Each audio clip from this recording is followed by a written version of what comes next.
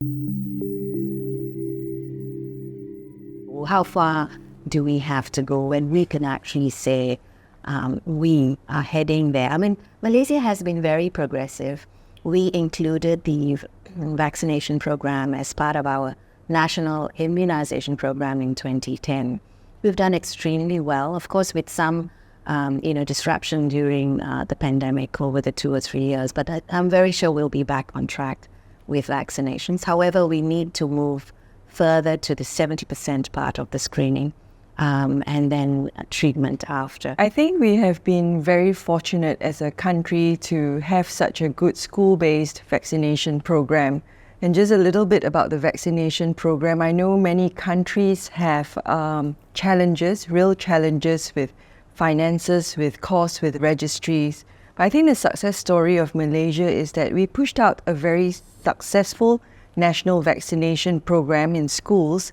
And while we don't have registries to show that the impact of vaccination in terms of disease, what we have shown in Malaysia is that with a 10-year vaccination program, we've managed to bring down the HPV causing virus by lowering it by 92%.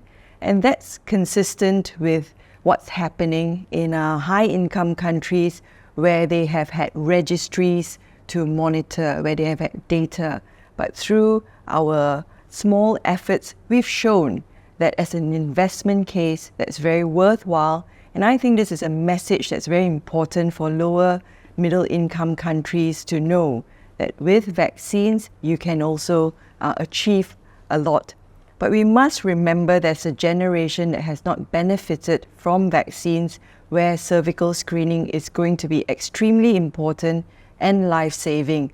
And unlike the traditional methods of requiring a well woman to attend a screening program every year to every 3 years, we're now talking about a simple test twice a lifetime.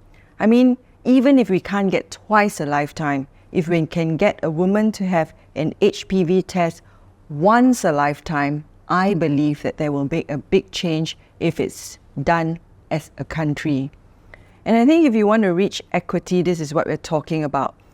How do you decide whether one woman will have 10 tests against 10 women having one test?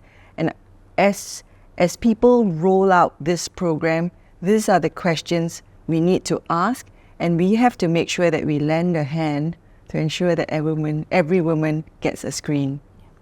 I think in the context of cervical cancer, I think even in just health in general, I think we should stop using the word cost and sort of use the word investment instead. And I think it changes your entire outlook of health and how it's going to benefit a country or society. So you spoke about pap smears versus a HPV test. Do you want to just share with us what the difference really is? I look at it as the HPV test as the PCR test because that's what we were all exposed to during COVID, right? So that's the difference that we're looking at.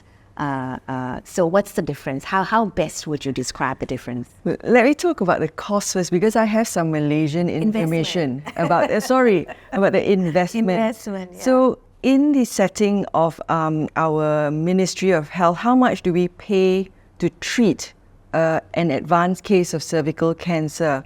In terms of radiotherapy, when we look at the cost, excluding the loss in opportunity, you're talking about something like 76,000 ringgit to treat a case, to treat a patient. If you're talking about prevention measures where you have a early disease discovered and you treat that, that's 800 ringgit. So I'm translating your investment in a screening test that would really remove the emotional and physical consequences and also putting a dollar and cents to it, 800 ringgit versus 76,000 ringgit in terms of a Ministry of Health treatment. So when we talk about cost of pap smears and HPV tests, one of the first things when we talk to clinicians, and doctors say, oh, a PCR test is extremely expensive compared to a pap smear, which can be 400 times cheaper.